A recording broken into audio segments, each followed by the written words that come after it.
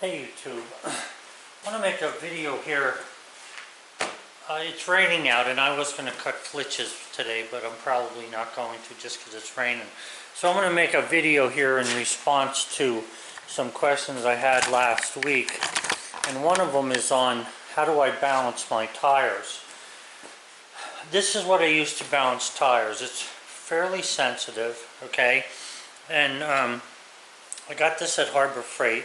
And it works pretty well as long as you have this point here in the center. Let me see what you're seeing. In the center of this thing, you can see there's like a real small hole down there. You need to put this pin in the center of that hole. Now it's not quite as easy as you think, because when you set this down on, it's resting, but the bubble's not in the center because it's not on the hole. So you got to search for it a little bit. Right there it is.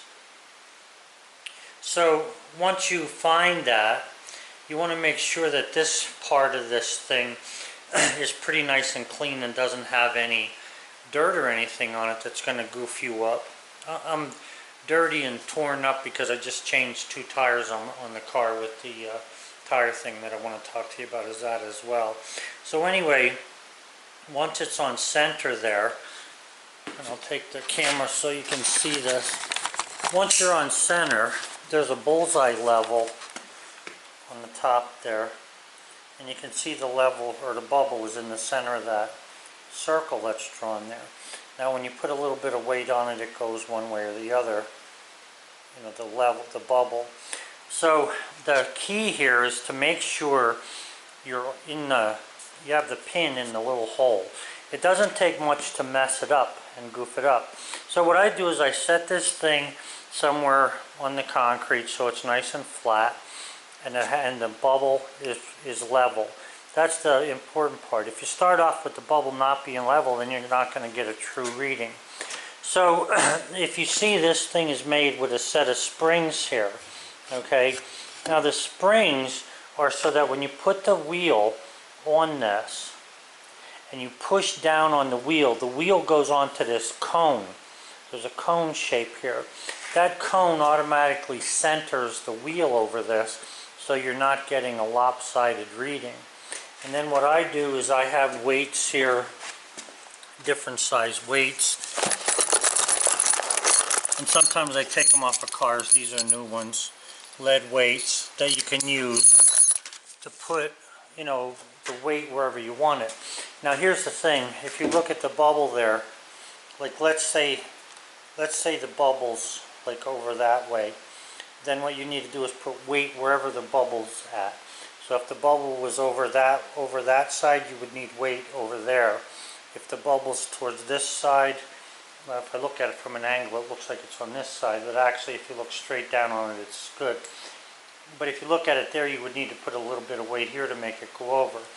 So what you do is you take the tire, the wheel and the tire, you put them on there, you push down on it so it centers itself on the cone, okay? And then once you do that, just leave it go. It'll line itself up, stop moving, that's what you're looking for. And then you can start taking those weights and setting them on the wheel. Now you can put weights on the front or the back of the wheel. It's up to you, however you want to do it. What I do is mainly put them on the front. The wheels today are not as bad as they used to be, the steel wheels especially. They're pretty balanced, but even so you still have to check them out. Now here's why I use this thing, and I don't take or pay for them to spin them to balance them. I don't know about you, but I have never ever seen any tire shop take a wheel with a tire and wash it. Well, if you don't wash the mud off the back of the wheel, especially where we live, you're not going to get a true reading. And I have never seen anybody do that. They put them on a spinner and they spin them, but that doesn't get all the dirt off. And I've never seen them wash the wheel. So I don't really trust that. I do trust this because I wash the wheel myself and then I set the wheel on there and I balance it with that. So that's what I do with that thing. Alright, so that answers the question about how do I balance the front tires. I balance all of them, but the front ones especially. Okay, so then this is a manual tire changer. And I'm always up for a good fight with something, so I use this manual changer. And I'll tell you what, if you want some really good freaking exercise, changing tires by hand is it. But here's the thing, this screws off of here, okay, and it holds this little star down on the wheel. Now if you look the way the star is made, it's lower when it goes down this way to dig into a wheel. Now you don't really want to dig into nice chrome wheels or nice aluminum wheels, and it will dig in. So what I do then is I put a rag, I have a hole through in the center of this rag here, and what I'll do is I'll put this over top of this post first. First I put the wheel on, then I put the rag on, and then I put the star on, and then I put this on. Now I use this only because in a pinch one day I needed something, I grabbed the rag. But I'll tell you what would be better, either an inner tube or a piece of rubber roofing. Some kind of rubber would be better than a rag. And even a piece of tire, if you can cut a piece of tire off that would fit underneath that star with a hole in it. Now that's a little tougher job, but it can be done. But something anyway, rubber would be better than a rag to keep the aluminum from getting scratched up. So anyway, that's what I do. So I put the wheel, I put the rag, you know, then I put this. I don't need to put it that way now, it doesn't matter, but like I say, I put the rag over it. Now the rag would be under the star, and then this thing would tap on here. And then what I did was I bought the different tools that go with this. I bought this thing, this big red thing comes with the tire changer. I bought two little pry bars for the tire, and I bought this big black one from them. All at Harbor Freight, it's not too bad. I bolted mine to the floor. I drilled a 1/2-inch holes and I bolted it, so it doesn't really go anywhere when I'm yanking and pulling. And believe me, you do quite a bit of yanking and pulling on that thing to get it to work. So that answers that question about what I do with aluminum wheels, because the wheels on my Blazer are aluminum. Although with 200,000 miles on it, I don't particularly care if they're scratched or not, to be honest with you. But yeah, so if it stops raining, I'm going to cut flitches. But I thought you'd like to see a little video response to that I do. It's one of these goofy days. You can see the blue sky over there, but it was just raining a second ago. I bought these Cooper tires. I've never had Cooper before. I don't know how good they are. They're supposed to be all-terrain, so I'll give them a shot and see what happens. I was buying General, but what I don't like about General tires, these General Grabber AT2, for some reason, once they start wearing down, you don't get all the wear out of them that you should, and they start leaking air in multiple places in the center of the seam. I don't know why that is, because the right amount of air is in them. But I'm going to try these Cooper. I got these from Walmart the other day as second order because the first order was the wrong size. So they sent these, and hopefully they'll last on this dirt or stone road.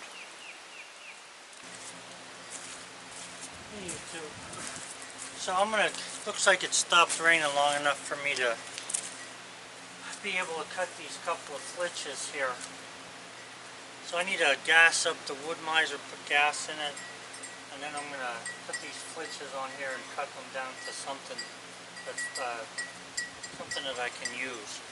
So I'll get back to you after I do that, so you don't have to watch me dump gas in. Okay, well I put gas in it. You can see there's a lot of like dust and stuff on the blade there. I'll show you from this side. It's kind of sticky from that pine tree. Now, normally I don't really like to use any fluid to cut with, but this pine is especially sappy. So all I'm going to do with that is I'm going to start the saw up, and I'm going to put some WD-40 on it. Now you don't need to use WD-40. It just so happened I grabbed a gallon one day. I don't even know what I paid for it, but it's too much no matter what you pay. Probably diesel fuel will do the same thing, kerosene. But if you spray it on here while it's running, after it warms up, what happens is it'll take that dust off of there and that sap.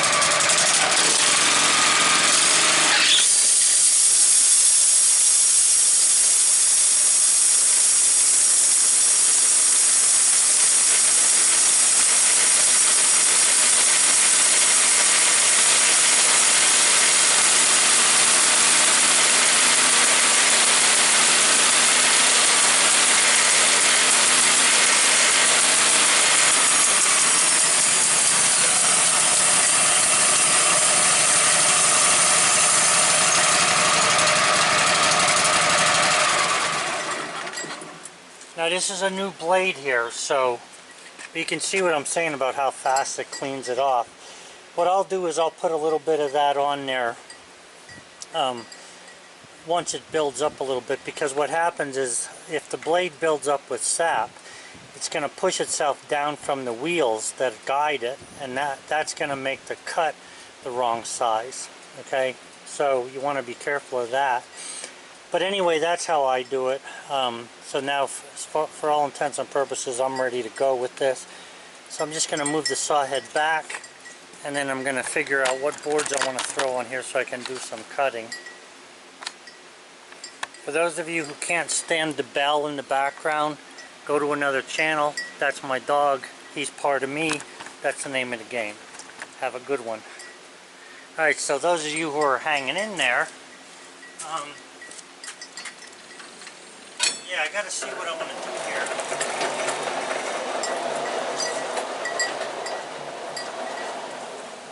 I got a really nice 1x12 here. I didn't take it off the bench the other day. What happened was, if you remember my last video, I cut the pine on Thursday afternoon, and it rained yesterday, Good Friday. It rained and rained and rained again. So we really had a lot of rain, so I couldn't do any cutting yesterday. This morning I had to put tires on my wife's car, so I did that. One of the things about having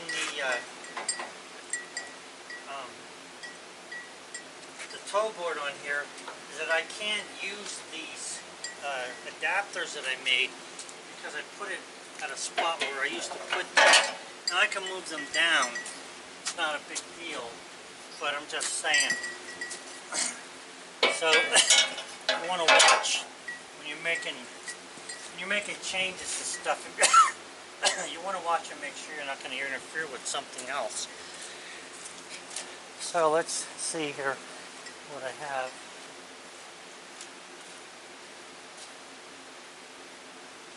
This is actually a piece this is a thin wedge-shaped piece that I used to straighten out a cut I had made that wasn't that straight. And the cut was crooked because I didn't set it up right. So this is a 2x here.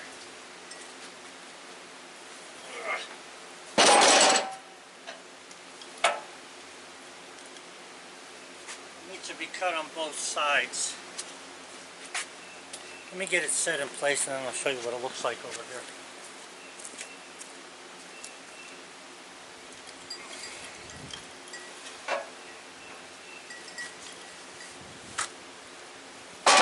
One thing nice about the tow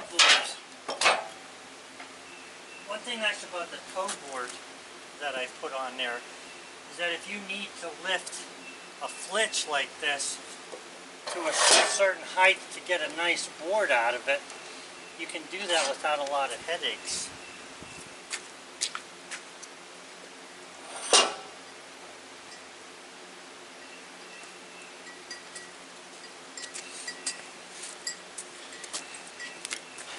Okay, so I'll show you the other side here.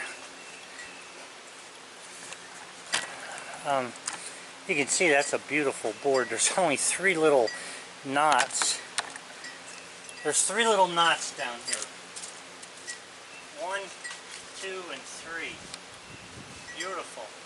So I just want to get this off the top here. That is a 2x12, I believe. I don't have my tape with me. I'm pretty sure it's a 2x12. I'm going to have to cut it down here. Let me grab my tape so I know what I'm doing here.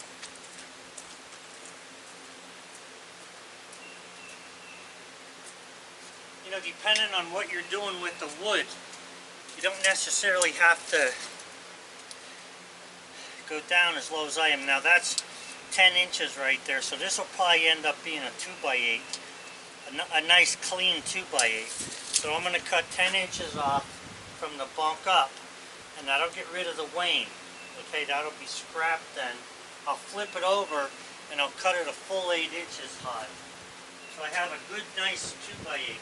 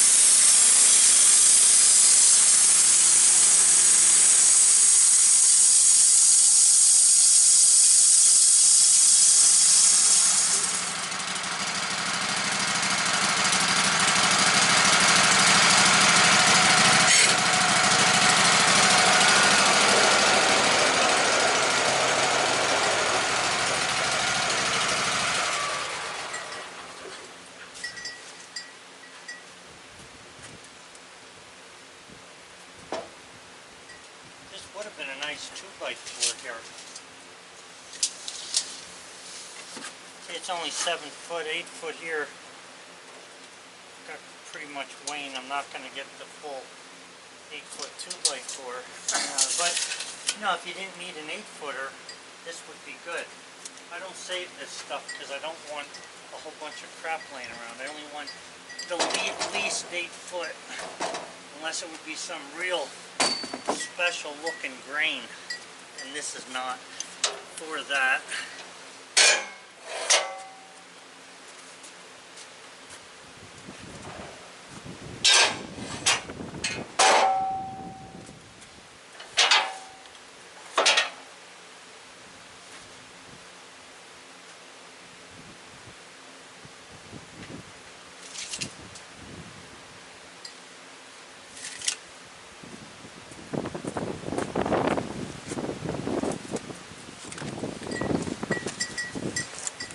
There's only a little bit of wane on this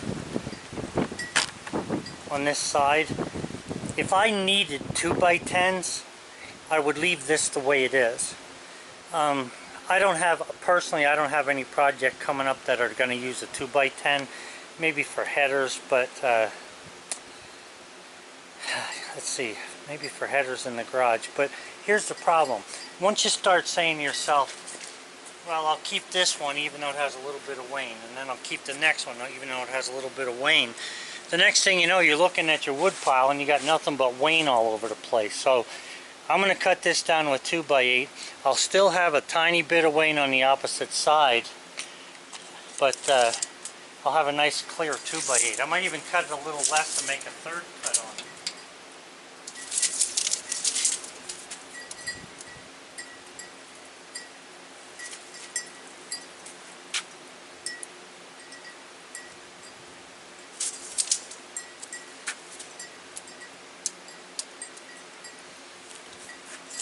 Then I'm going to go down to a 9-inch cut. I'll cut another inch off of this side.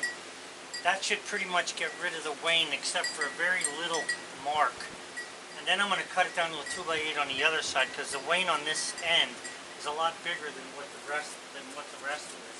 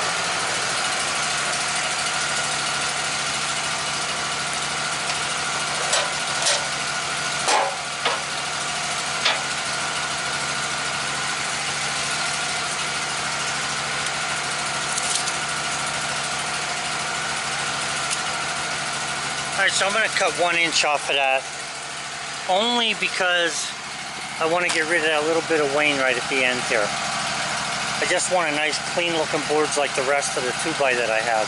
So this will be a nice looking 2x8 then.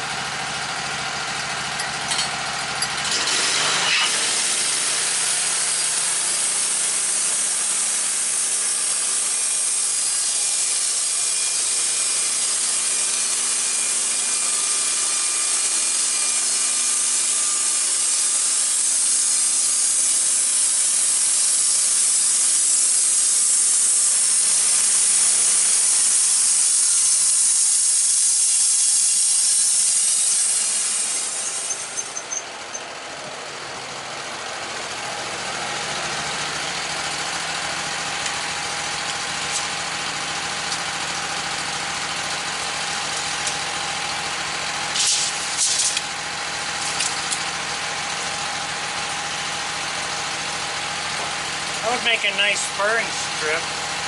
It's got a full 8 foot. Same thing with that one over there, I believe. I have to check it. I might save those. But this is a nice 2x8 here. Yep. Nice 2x8.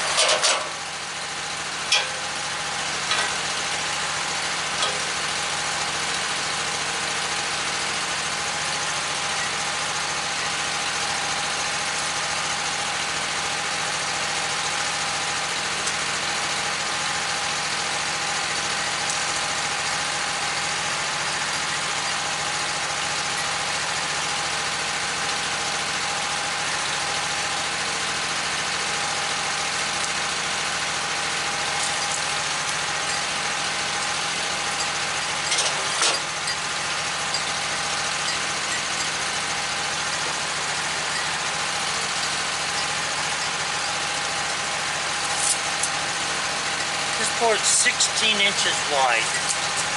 So I'm going to cut it at 13. That'll, down at that end it's not 16, it's 16 up here, it's about 15 down there, 14. I'm going to cut it at 13. That'll get rid of the wane on that one end. And then whatever I have left there to get a clear board, that'll be a 1x something. Probably a 1x, I don't know, 10. It'd be nice if it was a 1x12, but I don't think it will be because of the wane in the center there.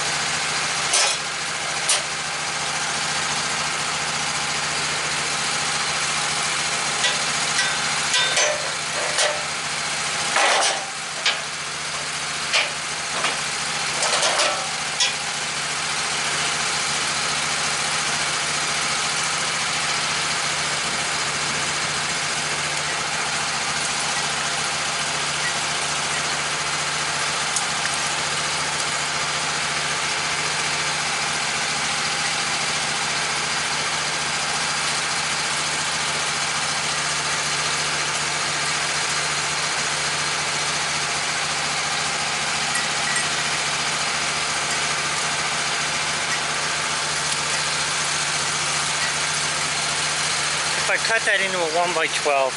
I'm going to have some of that wane on it. I don't want that, so I'm just going to go down to a 1x10 and cut that.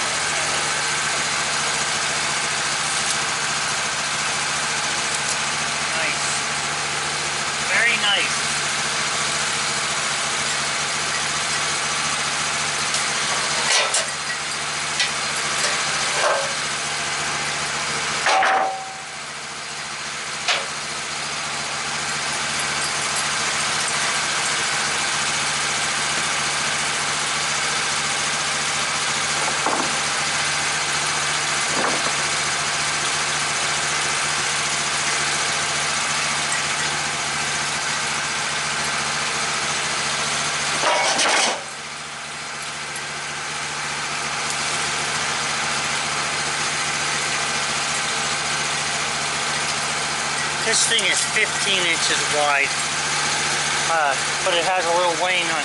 It has pretty much wane on that side. This side's not so bad. So again, I just don't want any with the wane on.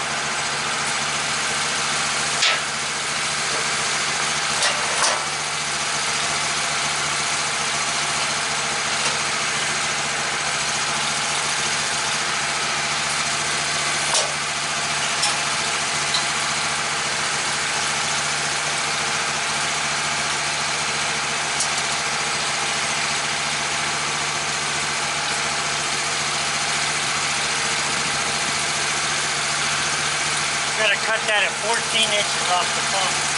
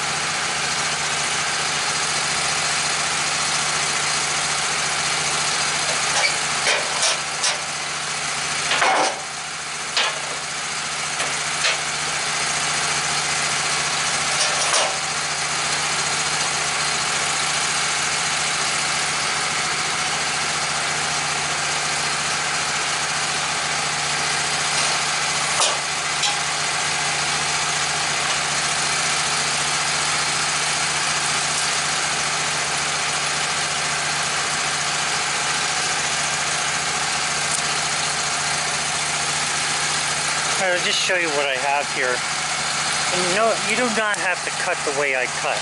I'm being a little fussy with this stuff because it's so nice. I may as well take good stuff out of it. If you look at the bottom here, there's a little bit of wane there. I have a 13-inch or 14-inch board there. So if I come down 1.5 inches, I can get rid of this wane and I'll flip it over again and get rid of the rest of that piece. Now I could have measured this a little bit better before, but I only measure for the cut side each time. But you can do whatever you want, because that's what I'm going to do with that. So I'm going to come down to, I think it's 13.5, cut the top off, flip it over again, take a 1/2 inch off, and I'll have a nice clear board.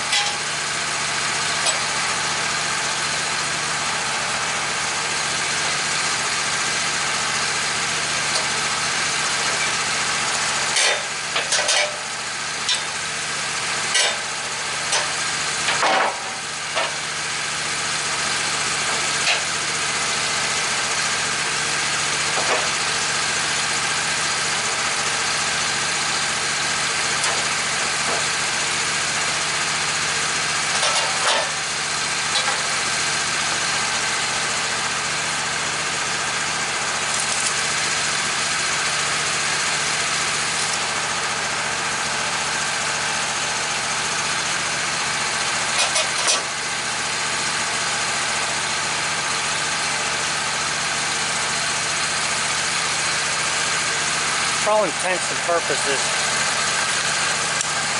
that looks as good as anything you're going to find at the store.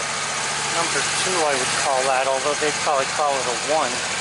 But you see there's just a touch of wane on here.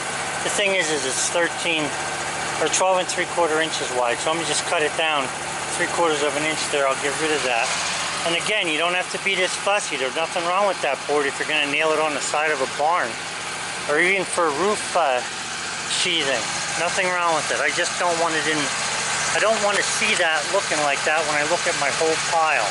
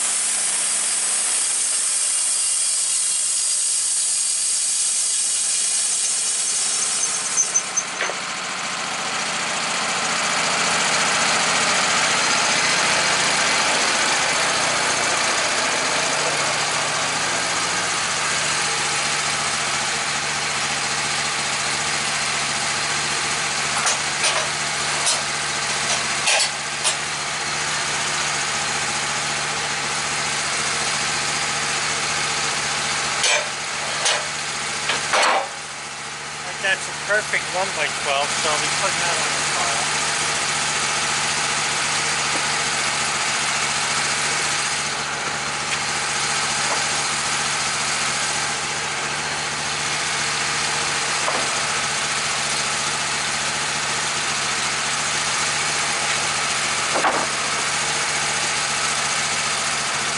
I have one more 2x on that other side that I got to work with.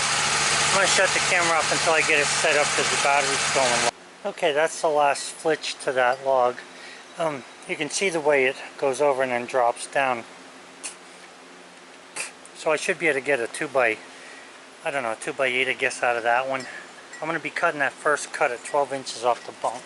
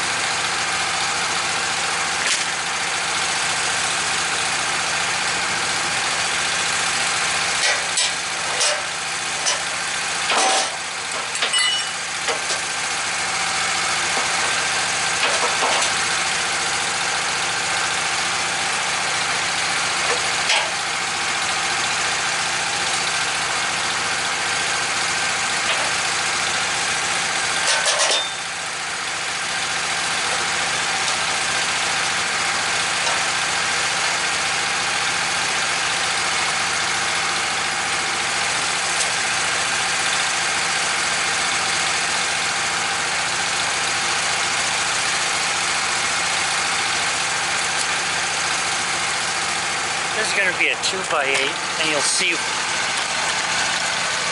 why down at that far end there. 2/3 of the way down. Right at 8 inches, right at the edge of the bar. So I'm going to have to cut that as a 2x8.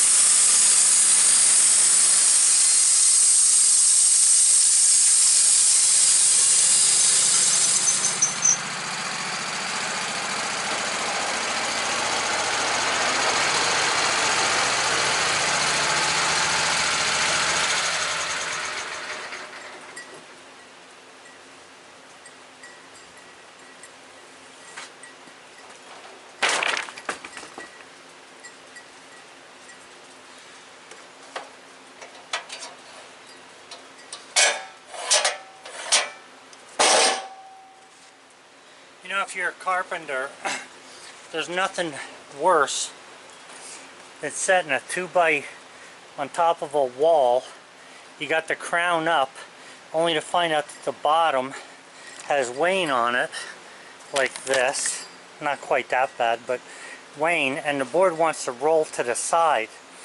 It's not too bad if you're nailing it against another board, or if you have solid bridging, but sometimes you're not. Sometimes the board's just gonna be there until you get the rafters against it, and that is what I'm trying to eliminate.